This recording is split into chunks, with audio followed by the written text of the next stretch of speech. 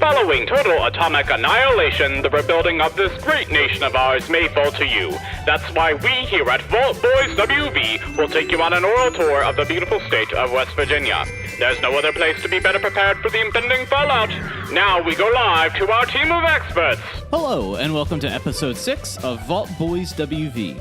If you didn't know, this is a weekly podcast bridging the gap between Fallout 76 and West Virginia through history, culture, and personal experiences. Some of it has references, and the rest is just our local take. From holler to highway, we've got you covered 6 ways to Sunday. I am your resident Appalachian scribe, David Chaffins, and joining me is no one this week, for Austin is on a trip to Phoenix for his work as Mr. Tourism himself. So this week, we've got something a little bit different. I kind of want to save what was mentioned in the panel for when Austin gets back next week so that we can discuss that more. A lot of the stuff that I heard has been pretty great. So if you're looking for that, that's not going to be in this episode. We're actually having our first guest on this episode, which is very, very exciting. It would really help us out this week if you would tell your friends about the podcast. We're generating this foundation of these different episodes, and we have a lot of content leading up to Fallout 76 and after Fallout 76's release. We're very excited to do more of these episodes, and we would love to include more people in our audience. That gives us a challenge to create even better content. So if you could, tell your friends, go and rate and review us on iTunes. I think Google has one, and I think Stitcher has one. Drop us a like on Facebook, follow us on Instagram or Twitter. It would really help us out just generating our audience. There's content on all those platforms, and we're happy to service you in any way that we can. The first guest we're having on the podcast is Bud Bennett. Bud Bennett is the Archives and Special Collections Supervisor at Radford University, working in the library. He's also a specialist on Appalachian history and culture. One of the unique things that Bud has is he's been playing banjo for 30-plus years and is very, very good. And he remains modest to this day about that fact, but he is very, very good at playing the banjo. So I brought him in for an interview to talk about a little bit of history behind the banjo. I had thought about a way to incorporate music and how it relates into Fallout 76. And I was trying to think, well, you know, there's really just combining it down into one central episode about West Virginia music would be just a little too much. And so I wanted to focus on what he knows best, which is banjo music. So that's a part of Appalachian history itself, including bluegrass.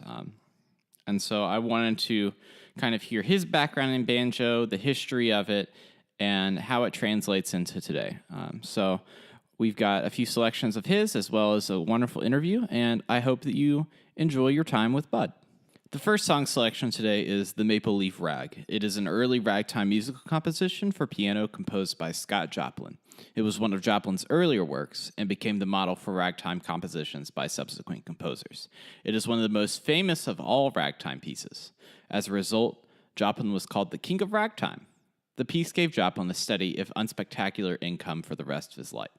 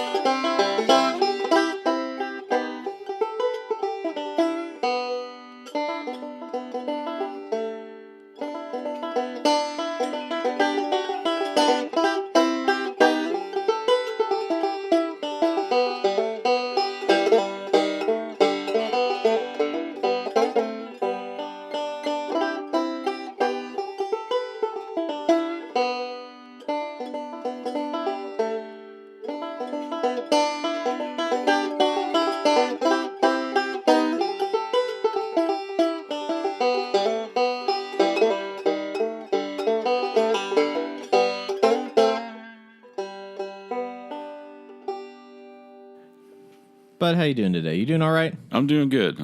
So far, so That's good. Well, thank you for having me over here and getting a chance to talk to you about some of the music and history that you personally are really into and work for with your job and everything that you go through. So I wanted to kind of get a little bit of background on, I kind of stated a few little, run-of-the-mill facts that you would get just by, looking at your accolades. But I wanted to kind of get back on your background on music and how you got involved in the world of that. So you want to hear how I started playing banjo? Yeah. Well, back in the 70s, probably when I was in maybe the 9th grade or so I don't know what year that would have been, but my mother bought me a drum set at a garage sale one summer. And it was a full kit. It had a floor tom and a snare and a kick drum and a cymbal or two.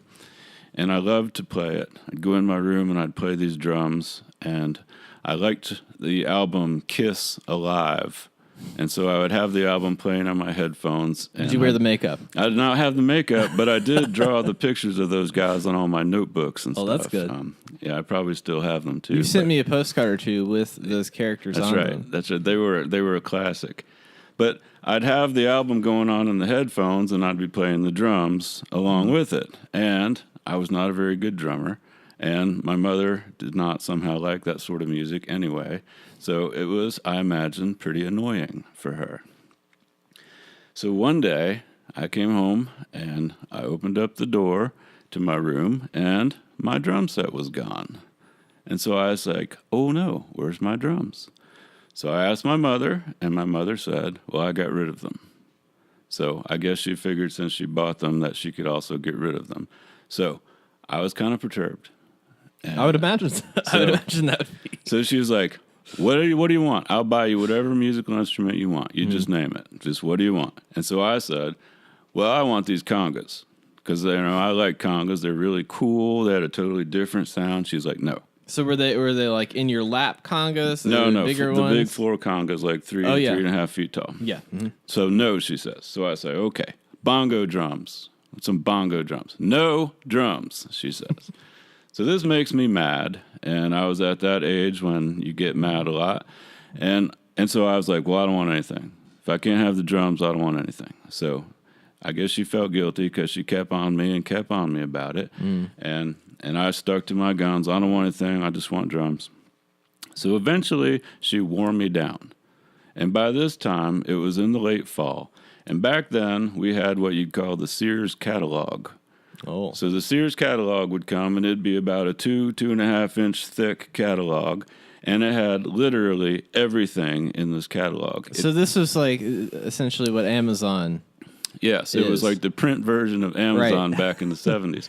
But you could even buy literally houses in that catalog. Wow. A friend of mine has a house that was bought from one of those catalogs. So you could have everything in this catalog. And everybody all year long waited for this catalog.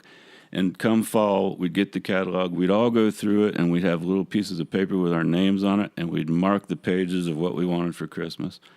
And that was a big time. But so the catalog comes out. And she had just been bugging me and just wore me down. She's like, what instrument do you want? So I just randomly turned to the music section and put my finger down on the page, and it was a banjo. I said, banjo. And I didn't want a banjo any more than you want a banjo. But just to shut her up, I was like, I want a banjo. You wanted to put something there because you knew you wanted to do something. And just to shut her up. Because she I guess she felt guilty, and she was all going. The drums. You just wanted to play drums. Just a boy wants some drum. That's all. So I'm like, okay, banjo. So I didn't really want a banjo. I didn't know anything about the banjo. I didn't care about the banjo at all. But I'm a kind of guy where what you say first goes. So banjo. So then I start noticing on the radio and on the TV, there's banjo. There's banjo in all these songs on the radio and on these TV ads and stuff, banjo everywhere. And I was thinking, well, that's kind of cool. It's kind of cool. And so then there was this show that today's standards would be horribly offensive. It was Hee Haw.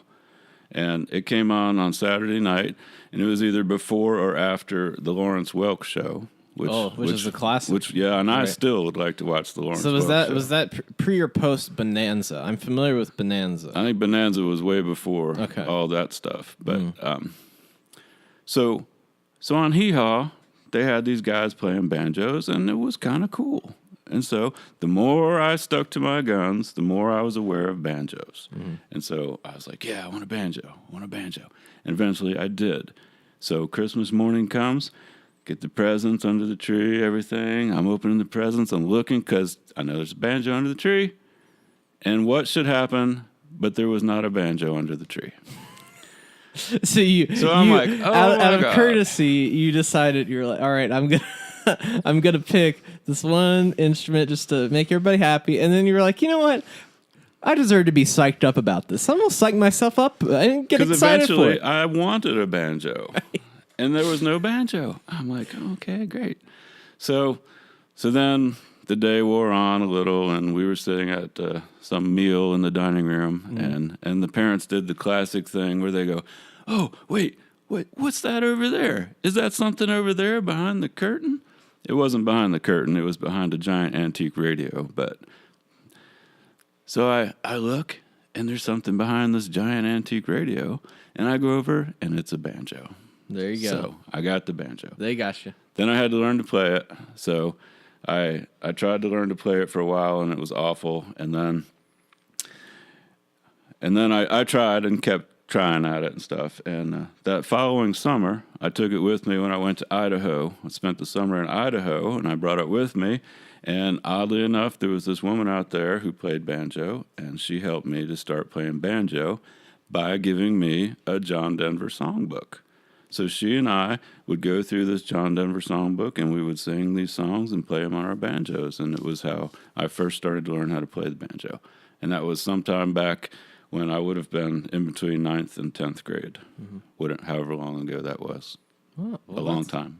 So you really, I mean, that with John Denver, you kind of, that was your first like foray into actually learning songs. Yes, absolutely. Yep. Now, Aside from the Kiss, playing along with Kiss Alive. and so were those like songbooks that you would go through? It was a songbook, and it had various songs, just the chords and some Right. notation, which I couldn't read, but just had chords, just a chord book for John Denver. Now a lot of, it's just from my experience, if you want to pick up and play guitar, for example, you're looking at tabs online, and most likely within the first 3 songs you've learned how to play a Sweet Home Alabama. Yeah. But I never learned to read music. I actually took piano lessons for a short time back in the 60s, but I was apparently terrible at it, I guess. I don't know. It ended. I don't know why. Quietly, you did not get any lessons anymore, and you're like, where are these lessons? Oh, well. Yeah. So anyway, John Denver, that was actually, and I still have parts of or all of that book in the other room. So, yeah. That's interesting. So you went on, you learned banjo, and you went to college, and then ended up getting a job working in the archives at Radford, correct? That's right. Right. Mm-hmm. And then you began this, I guess, journey into working with Appalachian history and culture. Right. And you make these documentaries. So tell me a little bit about those. I am officially the Appalachian Music Authority or something in my job title. Oh. It's an official. Do you know the official title off the top of your head? I see. I have it here on my business card. Let's see what it says here. It says Appalachian Music Specialist. Yeah. So that's how you know how professional this show is that we get the Appalachian Music Specialist in the what, room. What happened with that was before I was the Appalachian Music Specialist and in the archives, I worked in a different department. And I had worked in that department for 20-some years, and it had become less exciting than it had started out as. So since I played banjo, and a lot of the people on campus knew me because I had been there for so long, I started getting asked to go to certain classes to give live music demonstrations. So I'd gather up a few friends of mine, and we'd go and we'd play music for the classes, and we'd talk about the instruments and the music and the songs and the people who played them, and try to make it interesting for the kids who most of the time didn't want to be there and didn't care to hear banjo music. And so I started to notice that if I had any sort of very personal stories or connections to the songs or to the artists, that the kids paid more attention and seemed more amused. So one of the days after this class, I was going back to my office, and I thought, well, that's kind of interesting. And I have this friend who's a professional banjo player and was a big-time star in his day, and he just lives a few miles away. So what if I started doing these interviews with him, and I'd film them, and then I'd have those to show these classes and to pass on these classes. So the more I thought about it, the more I thought that would be a good idea. So I called the guy up. His name was Butch Robbins, and he was a famous banjo player, played with Bill Monroe and Newgrass Revival and others. In a previous episode, I was trying to think about who the father of bluegrass is, and it was Bill Monroe. Bill Monroe. Because I was thinking about Hazel Dickens, and I was like, she's kind of like the mother of bluegrass. But Well, no, Bill Monroe was a totally unique style, a totally unique thing, actually. And actually, the term bluegrass came as an insult to Bill Monroe. Bill Monroe was he was a big guy. He was a country boy and worked on the farms all his life. And he was a big, imposing guy. And he had a bad attitude from various events in his life. And at one point, or up to this point, he was playing country music like everybody else. There was no other thing. It was country music. So they played at the Grand Ole Opry a lot, and they were members of the Grand Ole Opry. And what that is you go and you play a song or two, and then there's usually some dancers that come out and dance in between bands. You know, one band is taking away their equipment, the next band is setting up, and dancers are entertaining the crowd. So Bill Monroe and his guys were out doing an a cappella gospel number, and the dancers were in the wings waiting for their turn. And Bill noticed that they were joking around and talking to each other and kind of laughing, and he didn't like that. So after his set, he's a professional guy. He wants to. He was a big ego, and he didn't want people to be not paying him the respect. Yeah. So after his set, he went over and he threw one of the dancers up against the wall, and he told him in no uncertain terms, if I ever see you disrespecting my music like that again, we're going to go outside and settle this. So the guy who was in charge of all this, which was probably Roy Acuff, I guess, came up to introduce Bill for his next number, and he was mad about this because Bill had caused a fight within the Opry family. And so as an insult to Bill Monroe, who was from Kentucky, he says, here comes Bill Monroe to play some of his bluegrass music. So effectively, he had drawn a line between the entire Opry family and all of what was country music at the time, drew a line and had all of them on one side and Bill Monroe on the other. So they were playing country music and Bill was playing his bluegrass music. But Bill, he thought, well, hey, I'm the man. I'm playing bluegrass music and nobody else is. I have invented something, and I've just now been elevated to this different thing. Right. So he took that and essentially He turned ran it with it. Yeah. Yeah, it changed his life, and it changed the course of acoustic music forever. Yeah, but it started out as an insult. That's interesting. That's I guess that's a whole take on when life gives you lemons kind of thing. Yeah, that's right. That's right. So you started with these documentaries, and you got your buddy Butch to come in and shoot some of them. Right. So I got Butch to talk to us, and Butch wanted to give us a history of bluegrass music. Mm-hmm. So he talked all about Bill Monroe, and he talked about bands and timelines, and it was fascinating, and it ended up being maybe like a 5 or 6 hour long thing. Mm. And we put photographs of Bill and Butch Robbins and all their other bands. We put photographs, we had video clips. It was beautiful. We had music clips. It was wonderful. And it took me and another guy like a year and a half to put it together. So when it was time to make it public, I figured this has been a waste of time. Nobody's going to listen to it. This is going to be a total failure. I've wasted our entire time, and I was That's like, I mean, it's nervous. like what it takes for, I mean, essentially that's like 2 like full blockbuster movies that you're having to edit as far as time and editing and going back and Yep. using your, doing research and figuring out all the stuff. It was this intricate little things like if Butch had done like that, we cut it out. So we were cutting out just we're not going to do that. Microsecond things. Well, so I put the thing online, and it was free. I put out a notice on Facebook. I put out a notice on this banjo website that I was on, and I'm figuring, wow, this is going to be nothing. Well, the next day, I looked at the statistics, and it had been viewed 100 or 200 times. And I was like, oh, my God, this has been viewed. I was so happy. Called Butch up. I was like, Butch, been viewed like 200 times. He was happy. I called my other guy. He was happy. A day or two later, it's like 600, 800, 1,000 times. And then I started noticing that it was being played in all the countries. So people all around the world suddenly knew about this. And then I started getting calls and emails from various websites saying, hey, can we write up something about this video series? So I was like, yeah. So they did that. It was wonderful. It's had, I don't know, thousands and thousands and thousands of views by now. So on the success of that, I decided I was going to go and talk to some other stars that I knew. So I called up Sammy Sheeler, who lived a few hours away.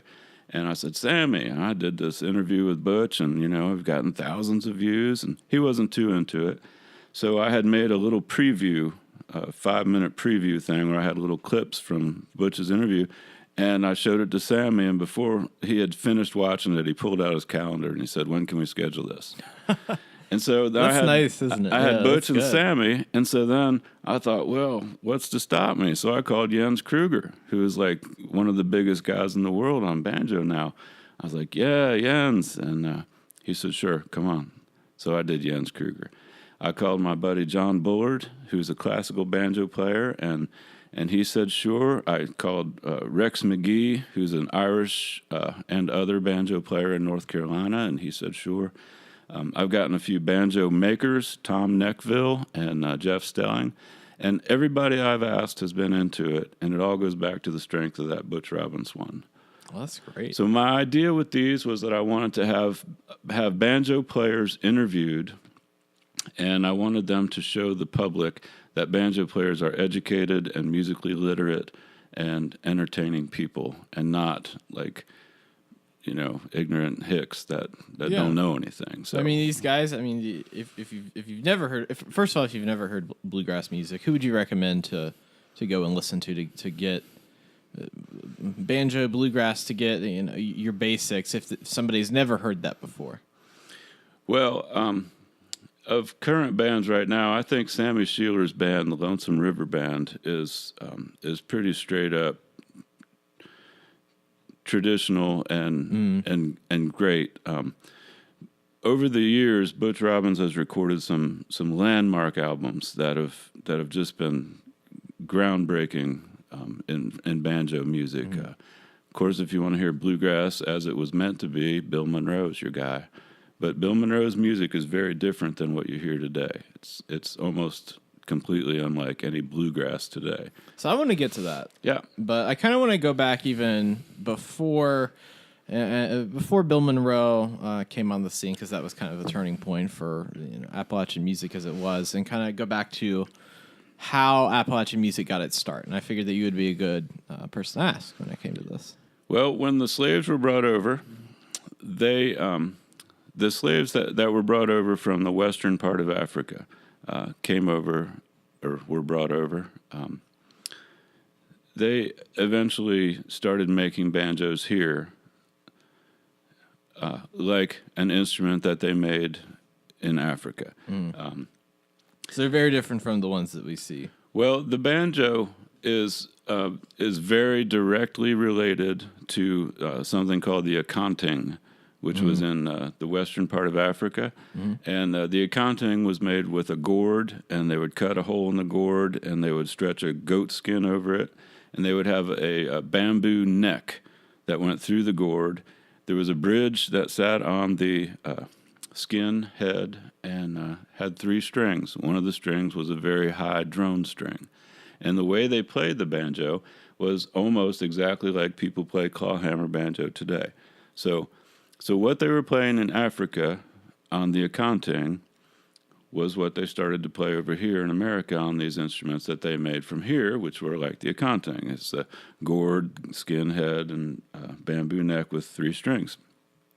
So that started happening here in America, and white people, I don't know exactly why, but white people were attracted to that and started to copy it, and various people were playing, and banjos were being made around in the South along that sort of model. So I also think this had to have been happening in England too at the same time, because in the north part of America there were also banjos, and they were being played differently, and they were sort of different, but at a little bit of a later time. But anyway, in the South, there was a guy from Appomattox named Joel Sweeney. And Joel Sweeney, a lot of people say, invented the Appomattox, banjo. Virginia? Yes, right? Appomattox, Virginia. Joel Sweeney, people say, invented the banjo. He didn't invent the banjo, but Joel Sweeney was a guy who performed minstrel music, and back then he would dress up, and others would dress up and would have blackface on, and they would do these minstrel shows where they sang and danced and had concerts and had put on little shows. So what years were this? Was this like 1910, 1920? No, 1800s? This would have been 1800s. Yeah. I can't remember exactly. Okay. Well, sometime in the 1800s. So Joel Sweeney was a huge, huge, huge success. He was like maybe our first rock star, and he was touring the world with this minstrel show and playing these banjos. And maybe that's where England picked up on these banjos. I don't know, but Joel Sweeney was playing these banjos, and he didn't invent the banjo. He popularized it, and what he was playing happened to have 5 strings. The originals had 3 strings. His happened to have 5 strings, and that became the standard. So he didn't invent the banjo. It was like the Jimi Hendrix of. I don't know if he was setting any on fire or what. But, I mean, Joel Sweeney added a string to the banjo, and people think he added the high string, but he added the low string to the banjo. So Joel Sweeney took the banjo from a 4-string to a 5-string, and people loved it, caught on. People started playing 5-string banjos in clawhammer style, which was just like what they were playing in Africa. So that's what was happening in the South. In the North, people were also playing banjos, which, again, I'm going to assume maybe Joel Sweeney introduced it to them in England, or maybe there was some other line of it. I don't know. But in the North, people were playing more finger style, what they called guitar style. And so people were up there playing banjos too. So you want me to keep on like this? Or? Yeah, you're doing great. Yeah. So what happened then was there were 2 sort of divergent roads for the banjo. In the South, people were playing basically what amounts now to old-time music. In the North, people were playing this more genteel style of music, which eventually they started to call classic style. So classic style was it was composed, and it was often composed for like banjo and piano, or banjo and viola, or banjo and several other banjos, different size banjos. There was banjo orchestras and all. And the banjos up there were beautiful, beautiful things. Down south, the banjos were sort of homely and were made of a lot of wood, and they did have some metal in them, but they were not beautiful things. The banjos that were made up north were beautiful things, artwork. There were all kinds of pearl inlays and all kinds of just gorgeous workmanship. So was it a difference of just the North and the South, or was it more of a wealth difference, so that maybe the richer had that more composed style, while the poor had that clawhammer style. I'm not sure if it was socioeconomic, but it was a completely different musical style. Okay. The northern ones were along the lines of parlor music and genteel. The banjos down south were dances and work parties, so it might have been a socioeconomic thing because of where the music was played. Baltimore became a huge center for banjo making and banjo publishing. I think Baltimore was actually the biggest center for banjo music publishing, actually. A lot of banjos were made in Philadelphia and Chicago and Baltimore for the North. Huge banjo productions up there. Down south, people were a lot of times making their own. I'm not really sure where the banjos down south were being made. So maybe it was just an organic thing. Kind of, they had their grandfathers or something. Yeah, and there were some guys who were making them and selling them and all as businesses. But they weren't. That wasn't like they are like a large business that they were. I think that's true. Yeah. So this classic period ended up being kind of short-lived here in America. In England, it went on for much longer. It's still probably going on somewhat over there. But in America, this classic period where people were composing music for the banjo and playing in these genteel settings with banjo orchestras, it sort of died out after a while. And these beautiful banjos that had been made, and actually another thing, those banjos were mostly at the time marketed towards women. So in the North, the banjo was thought of more as a woman's instrument. So they were beautiful. That's why they were so ornate. There was tons of pearl inlay, and it was beautiful works of art. So when you'd see a band, you'd most likely see a woman on the banjo. When you'd be, frequently. in the North. Yeah.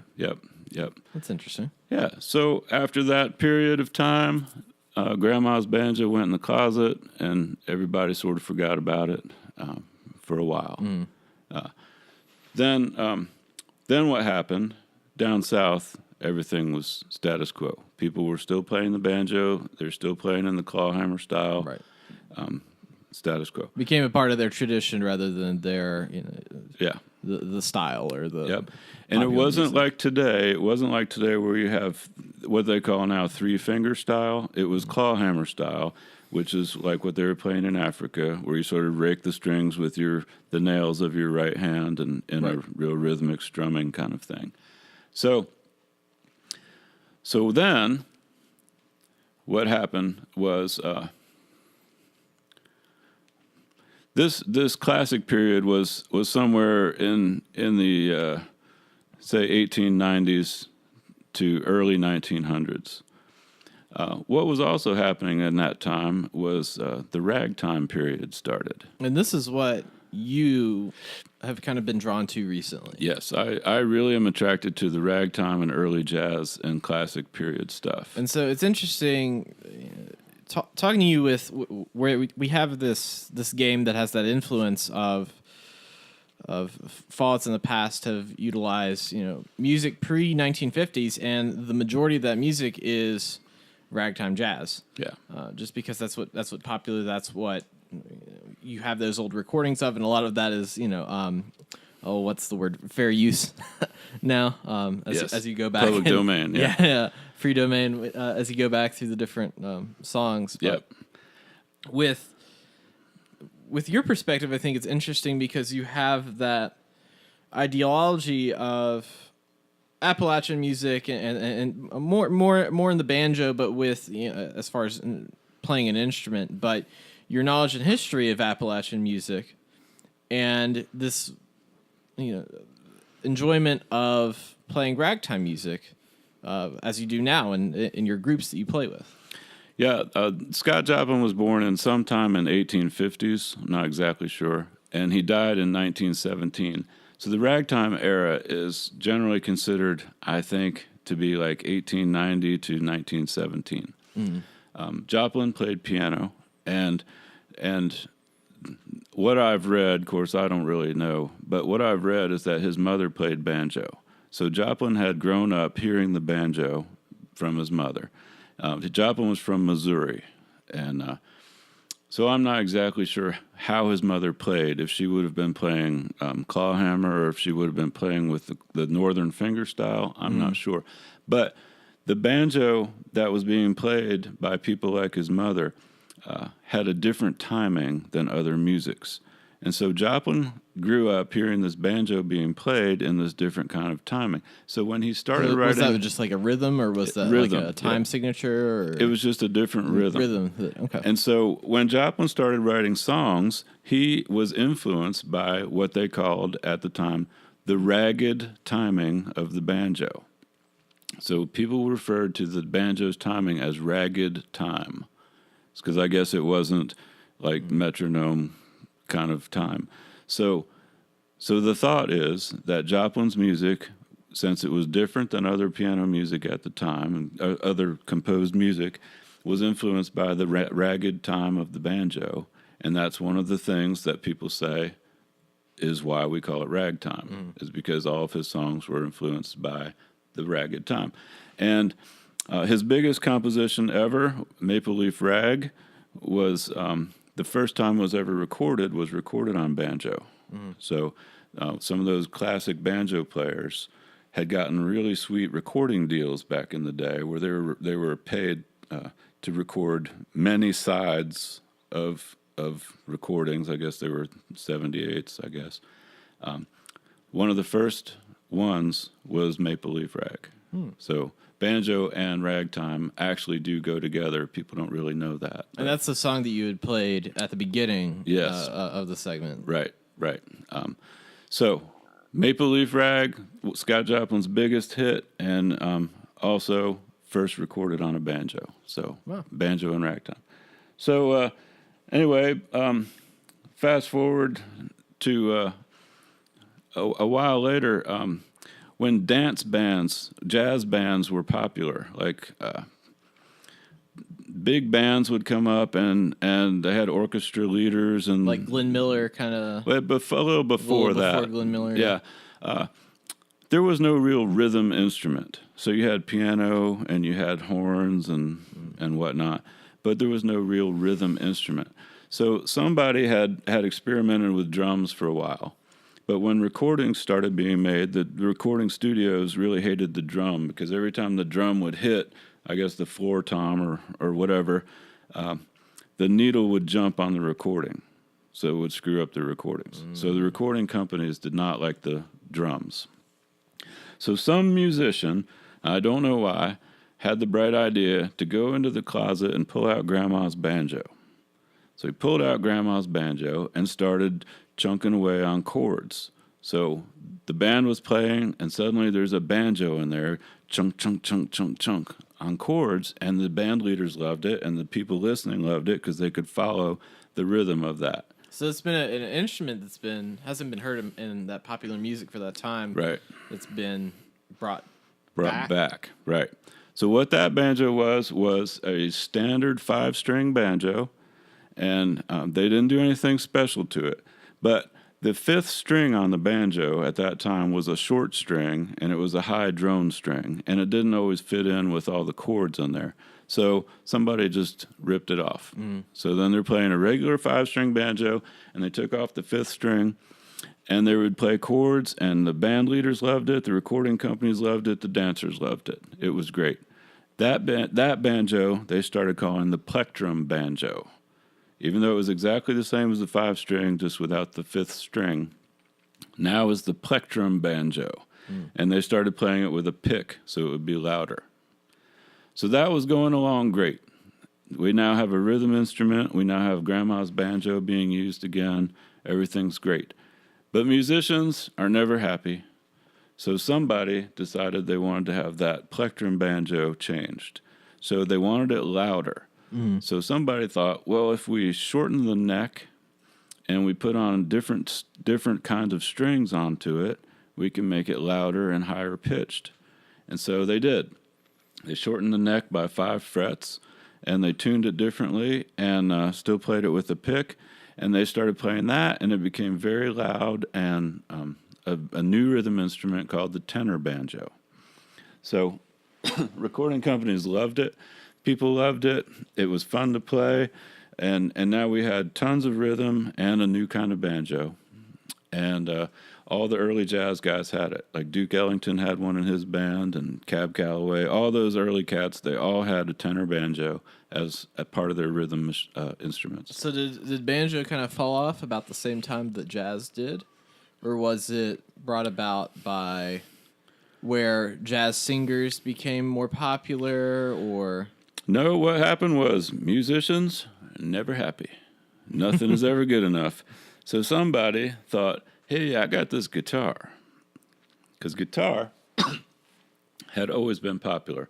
So he had this guitar, and I guess they plugged it in, or they microphoned it or something. Suddenly, the guitar became the darling, and the guitar was the rhythm instrument. And suddenly, every banjo disappeared. So there were no banjos. Was this like within a year? It was a couple of years. It was some time. It was popular. But suddenly all the banjos were gone from the jazz bands. You couldn't find them anymore. They were gone. So basically, in the North, banjo is dead. Down South, things are still status quo. People are playing banjos. They're having dances, square dances. Appalachian music is alive and well in the South. Most people were playing in these old-time claw hammer kind of ways where they would strum the banjo with their nails of their right hand. But some people were doing this thing where they would pick a melody with their two fingers, their thumb and their index finger, in a sort of weirdly syncopated kind of lead kind of way. And that was a not overly popular style, but it was a style, and it was sort of regionally famous in various places. And that's what Bill Monroe had in his bands. He had people playing clawhammer or this two-finger style, mostly clawhammer. And those became the status quo for as far as learning banjo or picking it up. You're either going to be playing clawhammer or... Yeah, most likely this clawhammer style. It's very rhythmic, and it's a lot of strumming. So Bill Monroe's early banjo players all played that clawhammer style. Bill Monroe was a hard guy to work with. He went through a lot of musicians in his bands, and so you might be in his band a year, maybe two. Probably do that at ego. So he was hard to work with. He had a bad temper, bad ego. So one day he finds his banjo player gone. He needs a new banjo player. So this guy comes up, and his name is Don Reno. And Don Reno, he's playing a different kind of banjo. He's playing with three fingers, and it sounds totally different than what any of the other guys were doing. And so Bill was so excited. He's like, oh, my God, I want you, Don Reno, in my band. And Don Reno said, well, Mr. Bill, I'd love to be in your band, but the Army's just called me, and I'm going to fight. This was around World War II. This was 1945. So Bill Monroe was bummed. Don Reno goes off. Bill Monroe's got I got to get me a guy who plays like that. So next guy that comes up was Earl Scruggs. And Earl Scruggs was playing that the way Don Reno was and more. Earl Scruggs joined the band. And so Bill Monroe's band at that time was Bill Monroe and Lester Flatt and Earl Scruggs and a couple other big-name guys. And that... 1945, that became... That was kind of the genesis point and everything. Yeah. Of what became bluegrass music. Right. So that's kind of where I picked up with my class in college that I had, where everything from, you could draw a line from that group to everybody in bluegrass, essentially. You aren't playing bluegrass if you don't come from that line and in the skin, Kevin Bacon association kind of way. Musical purists would say if you're not Bill Monroe, you're not playing bluegrass, because Bill Monroe was unique. But everything after Bill Monroe was so heavily influenced by bluegrass, it's just been blanket termed. And I think the reason for that maybe is because they had what they called bluegrass festivals. And the first one was up here in Fincastle, Virginia. And and they called it a bluegrass festival, and it was Bill Monroe and several other bands, and from then, and it started that. I mean, that started like the real festival scene, and now you have, Ed Helms, who's a famous actor that does his own. He's a banjo player, but does his own festivals in California. Yeah, they're all over now. Right, It's huge. It became this kind of phenomenon almost, and has never stopped. Maybe has more, I guess, critical acclaim and eyes on it now, but yeah, and it's the banjo, I think, has evolved and will continue to evolve. Part of the thing I wanted to do with my video series was I wanted to talk to guys that I felt were changing the direction of the instrument. So some of the guys that I've talked to are genre bending. Got guys playing straight up classical music, guys playing straight up traditional Irish music or whatever. Banjo is a real instrument, and I think people are realizing that more and more now because of all these highly musically educated players we have now. So why do you think the banjo as an instrument is so prone to changes in style? I think people get bored, and I think the status quo is never going to be good for a musician of any particular instrument. And since 1945, or probably between 1945 and, say, 2000, in that 65 years, I think the banjo got pigeonholed in a way that other instruments never did. People thought banjo, they thought Earl Scruggs, bluegrass, and as opposed to the guitar, which they had that whole surgence where everybody was playing power chords then, and it was well, and not only that, but you could draw the lines back into hundreds of years ago, people playing classical music. So and the folk music and various chamber countries. music and Baroque but banjo, people seem to have forgotten the classic period or the ragtime period or the early jazz periods. So they had, I don't know why, but banjo just got pigeonholed into 1945 to 2000, and now it's changed because I think banjo players have revolted. So why do you, as opposed to I wouldn't necessarily say, I don't think traditional would be a good word for it since it's so large, but why would you rather play ragtime music as opposed to more of the stylings of Bill Monroe? And obviously, this is just your preference and what you're doing with your different projects right now, but I kind of want to see what you're thinking about ragtime music and why you think it's interesting or fun to play. In traditional bluegrass music, or music that banjo would be traditionally played on, the chord structure is very, very simple. In musical terms, a lot of these banjo tunes or tunes banjo is used on would be like 1-4-5 songs. So your chords would be G, C, D, and maybe a E minor in there. And that same formula for any of the other keys. So it would be A, D, E, or whatever, C, G, F, whatever. Very predictable, and after a while, not really very interesting. So with these jazz tunes, there are a million chords. So to play the tenor banjo on a jazz tune, and in any tune, you might be playing 12, 13 different chords in one song. And the ragtime tunes, there's usually 5 parts, and they have an odd repeating style. I think they call the Rococo style for repeating, and where you repeat part A twice, and then B twice, and then A once, and then C twice. So it's a real complicated structure. So for me, when you're playing traditional stuff with the banjo, it doesn't take a lot to know where you are in the song, or you can predict what's going to come next very easily. And these jazz tunes, it's not like that. If you're not paying attention, you can get lost really quickly, and the chord structures are really amazing. One song I like to play, in the chorus of the song, the chords are E minor, A7, A minor, D7, D minor, G7, G minor, C7, and that all takes place in 3 lines of the song.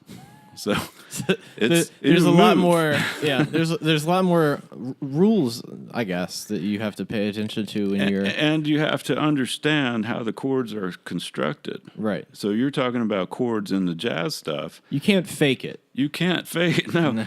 In the jazz stuff, I think the chords maybe more closely follow the melody of the song, and you're maybe playing a chord with each melody note change, or I don't know. In the bluegrass stuff and the old time stuff, it's just not like that. So it's not that I don't like it or I don't respect it, but it just got a little bit dull to be playing 1, 4, 5 songs constantly on the banjo. And then when I started to hear this ragtime stuff, I was like, wow, that is some complicated stuff. And some of these ragtime tunes are just beautifully constructed and beautiful melodies. And the early jazz stuff that I like to play with the tenor banjo, some of these melodies are just gorgeous. And if you play around with how you construct these chords, you can come up with little different alternate melodies or odd syncopations within these chords. It's like a totally different thing. And it is a totally different instrument. The tenor banjo is not tuned like a banjo. It's not played like a banjo. It's a totally different thing. But it's more challenging and interesting. My question is really, why do people have a negative connotation of bluegrass music? I think a lot of the public's negative feelings about bluegrass and old-time music come from the players themselves. Image. A lot of these bands will try and dress in overalls and things that are not necessarily the way they or people dress nowadays. Right. So I think in some cases that the stage image that the bands are portraying are not doing them any favors in the reputation area. And I also think that, some of these songs, the lyrics are just not that intelligent. Some of the song lyrics in traditional bluegrass and old time are from another time, and that's great.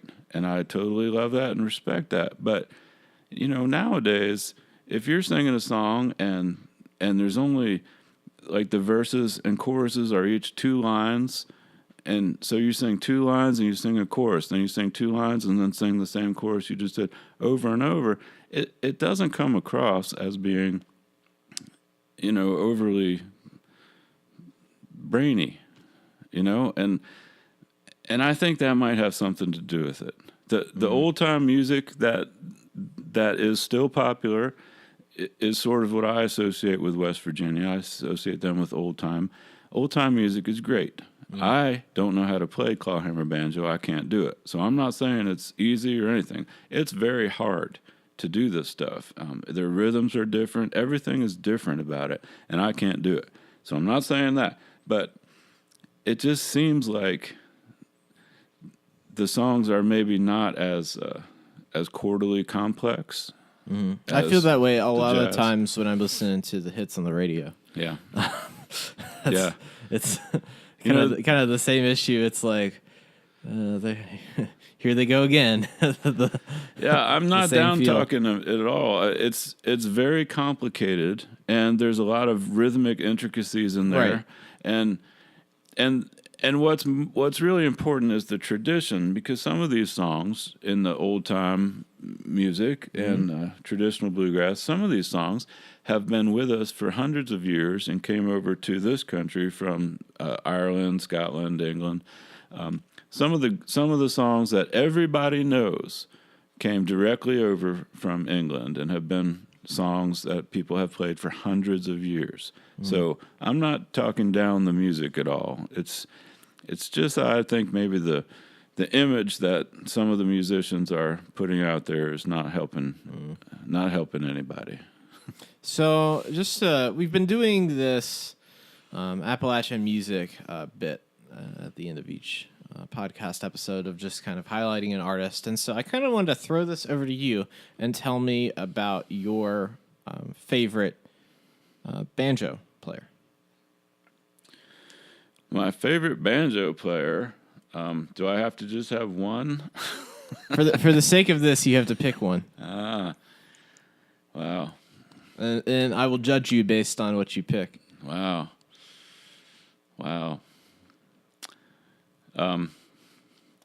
There are so many genres that I listen to with the banjo music. To pick one seems like it's going to hurt.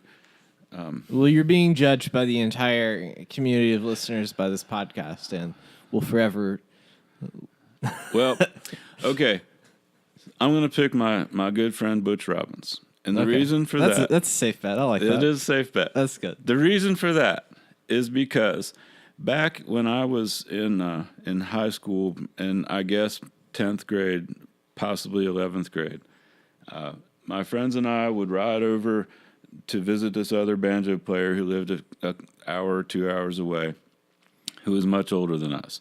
And he had actually played music with Bill Monroe and played with Lester Flatt. He was just a regular guy, but he had been in the right place at the right time. And because I was interested in banjo that was not necessarily traditional, I was going out on the limb a little bit when I was playing. One day he gave me this cassette tape of two Butch Robbins albums. And he's like, you got to listen to this guy, Butch Robbins. You know, I think you'll really like what he's doing. And I took that tape home, and I listened and listened and listened. And I just was totally in love with the way Butch was playing. He was solid on melody, solid on timing, but he would play these crazy things in there. And it really excited me.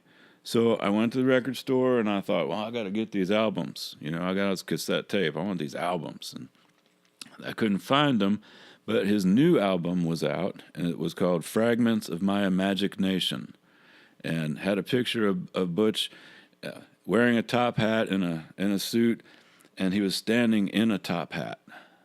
And I was like, this dude's crazy. I got to get this record. I got the record, and I listened to it, and it blew my mind. And the music he was doing was both traditional and completely out there.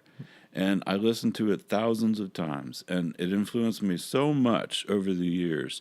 And over the years, I thought about over and over meeting him, and one day, you know, I would meet him. And then I did, and now his phone number's in my phone, and we call each other, and I can go to his house, and Butch can do it all. Butch has one of the few guys who has 1 foot in the traditional realm and 1 foot in the newgrass future realm. He has played with all of the original players. He's also cutting new ground and doing new stuff. So I think Butch is showing that the banjo is still alive and well, and it's not done. It's not a finished story. So, Bud, where can we find these documentaries and the work you're doing? BanjoMasters.com is the website I bought for it. There's I don't know, 6 or 7 or so videos on there. They're all free. You can watch them anytime you want. There's absolutely no limits. You watch them, do whatever you want. You just can't have them. No DVD printings? Yeah, please, no. There's more coming. This summer I was supposed to do 3 more, but we had scheduling difficulties, so there's more coming. I've got several guys picked out whose stories I want to tell also. So. And where can we find the music that you're playing? FredericksTinyMethodistHymnal.com is our website. And your ragtime group? Yes, that's the ragtime group. Frederick's Tiny Methodist Hymnal. And it's my wife and I, and neither of us are named Frederick, and we're not Methodists, and we don't use a hymnal. But there was a Frederick, and he was Methodist, and he had a hymnal, so that's good enough. Well, that's great. Thanks for sitting down with me and talking with me about Appalachian music. Yeah, well, thanks for caring. Well, no problem.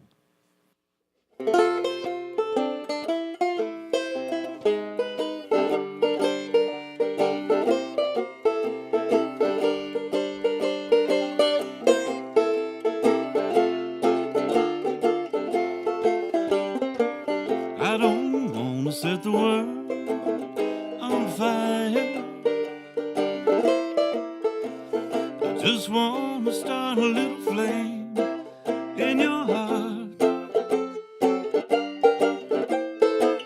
In my heart I have but one desire, and that one is you. No other will do.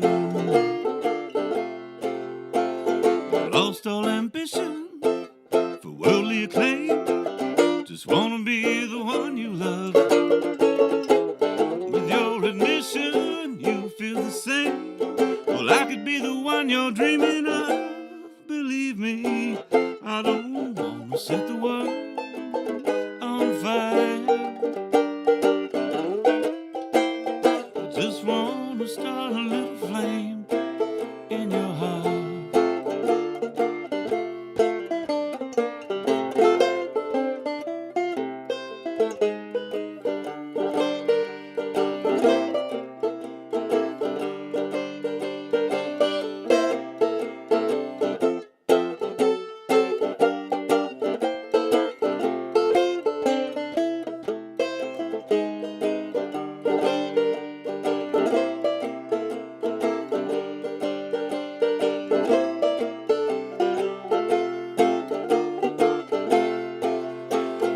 Lost all ambition for worldly acclaim. Just wanna be the one you love. With your admission, you feel the same. Well, I could be the one you're dreaming of. Believe me, I don't wanna set the world on fire. I just wanna start a little flame in your heart.